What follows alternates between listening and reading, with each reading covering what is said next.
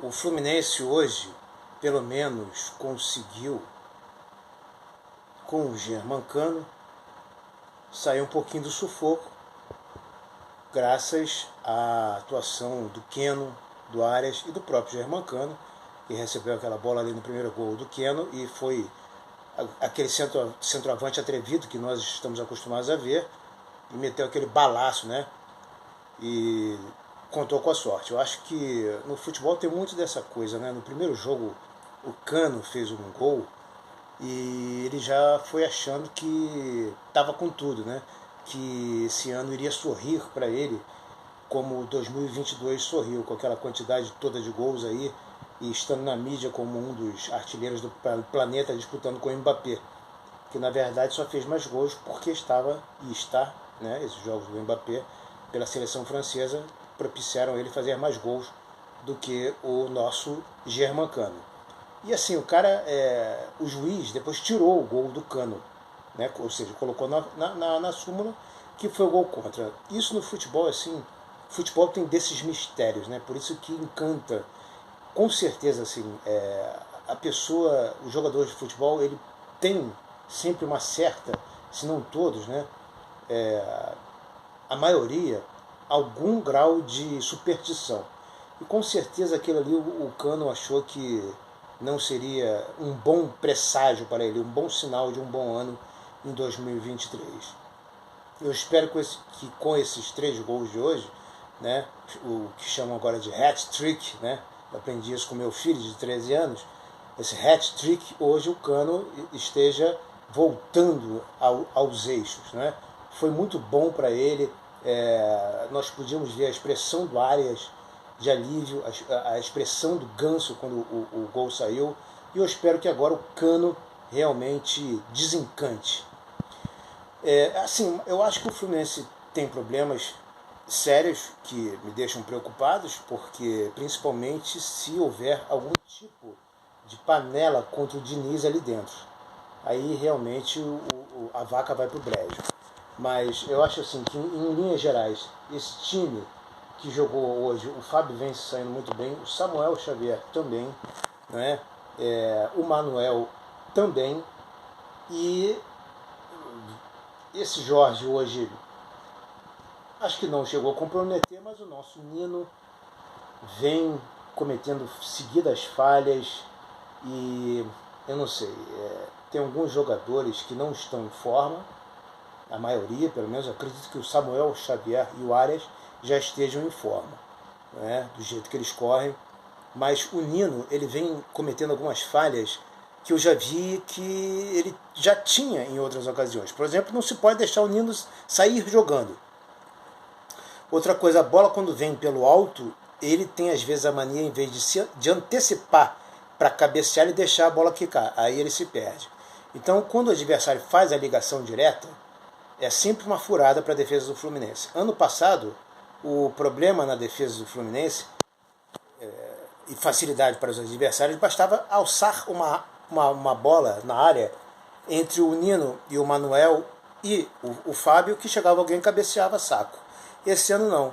Os gols saem lá de trás, ligação direta, ficam principalmente em cima do Nino, ele fica perdido. O que o Nino fez no jogo passado, que eu achei assim, um erro crasso? Eu acho que o Fluminense em primeiro lugar. Então ele tinha que ter dado um carrinho no adversário, não deu, e saiu o gol no outro jogo. Né? Moral da história. O André fez o que tinha que fazer, dar o carrinho para ser expulso, cumpriu hoje suspensão e vai jogar contra o Vasco. O Nino não deu o carrinho, saiu o gol do adversário, da derrota do Fluminense, no jogo contra o Volta Redonda, se não me falha a memória, e hoje, para jogar hoje contra o Dax, para hoje tomar o amarelo e ficar suspenso no jogo contra o Vasco. Então, além dele ser burro, não raciocinar, ele não botou o Fluminense em primeiro lugar. O jogador dar o sangue, não é? O sangue grenar, o sangue do encarnado pelo Fluminense é exatamente isso. Dane-se que eu vou ser expulso, eu vou dar esse carrinho aqui, porque no Fluminense esse cara não vai fazer gol. Porra, se isso é no tempo do Vica, do Duílio, do Jandir, pelo amor de Deus, cara. O cara não dava um carrinho, não. O cara saía igual um saci pererê sem perna da porra do jogo. Entendeu? Ah, não, eu não vou dar carrinho que eu vou tomar um amarelo. Meu irmão, dane-se, a prioridade é o Fluminense em primeiro lugar. Você em segundo, a gente arruma outro pro teu lugar. Nem que a gente bote o Felipe Melo e mais o David Braz e não sei mais quem ali, mas você não é a prioridade. Ele deveria ter sido chamado a atenção por causa disso. Então o Nino vem sendo um dos piores jogadores para mim nesse início de temporada. Martinelli, a gente acredita que ele cumpra uma função tática, porque eu só consigo ver o Martinelli jogando bem quando ele sai jogando lá de trás, como se fosse um líbero, porque dali para frente, da intermediária para frente, o Martinelli não joga absolutamente nada. Agora, dizem que tem uma função tática importantíssima. Eu realmente, me desculpe, mas eu não consigo ver essa função tática importantíssima do Martinelli. Não é? O Martinelli joga ali com... Hoje jogou o Felipe Melo, até que não foi tão mal, também contra o Audax, também é brincadeira, né? O Felipe Melo acertou uns 3 ou 4 lançamentos. E o Ganso, eu só tenho uma frase pro Ganso. Tá de sacanagem com a cara da torcida do Fluminense, o Ganso, né? Tá de sacanagem. Estar fora de forma é uma coisa. Estar de sacanagem é outra. Só isso, não vou mais falar nada. Arias. Assim, não se pode fazer uma crítica a esse cara. Ele se doa dentro de campo, dá o sangue dele pelo Fluminense. Cano hoje voltou a ser o Cano. E o Keno. O Keno, sim, diferentemente do Ganso, é um jogador que está fora de forma ainda. Ele tem 33 anos e é um cara que precisa estar em forma para que os seus dribles saiam. Porque falta oxigênio no cérebro, não é um jovem como o Arias. Não é um jovem como o Arias. Não é um centroavante como o Cano, que tem mais ou menos a idade dele, mas está lá parado. Então ainda levo fé no Keno. O Keno ainda, eu acredito que vai dar alegrias à torcida do Fluminense. Então assim, eu não concordo com o Fernando Diniz ter começado com... Podia ter dado um azar, o Fluminense ter dado alguns vacilos. Eu acho que foi um erro e deu sorte colocar o Felipe Melo, mas não era para ter saído jogando com o Felipe Melo, não. Não, tinha que, por mais que o Iago esteja horroroso, em péssima fase, tinha que ter botado qualquer um ali, menos o Felipe Melo. Né? O que não falta é gente aí para botar, e se não tem a molecada de Xerém para jogar por ali. Né? E eu espero que quando o Alexandre voltar da seleção sub-20, ele seja titular nesse meio campo do Fluminense. Não é? E assim, eu espero que contra o Vasco, se o Ganso estiver de sacanagem, que seja sacado do time e colocado o Giovani no lugar. Esse Guga até hoje não disse o que veio. Na primeira partida dele eu pensei que ele fosse chegar para ficar. E os outros, acho que não tem, assim, Alan, pelo amor de Deus, né? Assim, Marrone, eu me recuso a comentar, ainda bem que nem jogou hoje. E assim, os garotos, né? O Arthur e o outro que entrou, a molecada da base de Xerém, apesar de eu nunca achar essas coisas todas, também não tem nenhum... É difícil você ver um jogador de Xerém que seja perna de pau. Todos eles sabem jogar bola. Né? Pode ser que não seja essa coisa toda, essa propaganda toda que fazem dos moleques de Xerém. Né?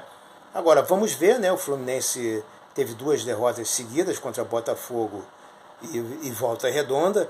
Aquela coisa ridícula do Calegari pegar aquela bola e bater aquele pênalti. Ele surtou, teve um surto psicótico, né?